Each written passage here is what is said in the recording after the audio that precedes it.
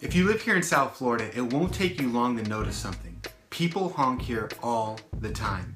I remember when I first moved to Delray Beach, it was the first thing I noticed. People were honking all the time, especially at lights. Now my poor wife came home one day from going to the grocery store, had her feelings totally crushed and hurt because people just kept on honking at her. But it doesn't take you long to realize why they're honking, really. Because people here can't drive, especially at lights. They're so distracted by so many simple things, and they're supposed to be driving, but yet they're not going when the light is green. Some people are distracted by kids, others are distracted just by looking at the beautiful scenery in the clouds. Some people are just daydreaming or playing with their radio, and others are just, well, belovedly working with their precious iPhones. That's right. Listen, I have something to admit. I've done all these things. I've been sidetracked. Whether it be checking Facebook, doing email, just simply having things on my mind and not paying attention. And after a while, guess what? I started to honk because I realized that people weren't paying attention all around me. I was just one of them. This was the culture. And the reality is even as people here, not living in South Florida, but here living in this world, we get sidetracked from the main thing all the time. And sometimes we need to have a honk.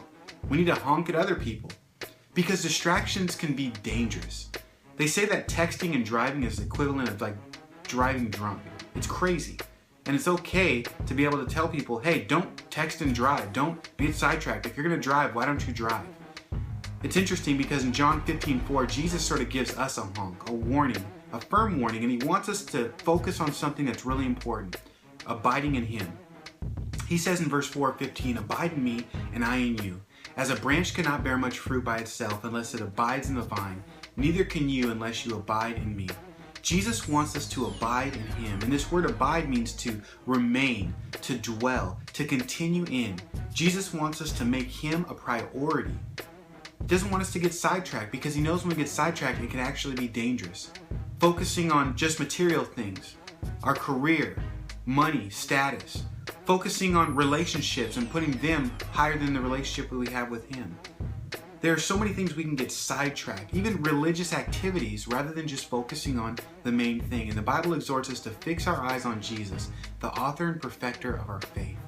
I pray that this video would serve for you today as a reminder, a honk, that you would continue to remain and dwell in Jesus, because when we do, Jesus says we bear much fruit, but apart from him, we could do nothing.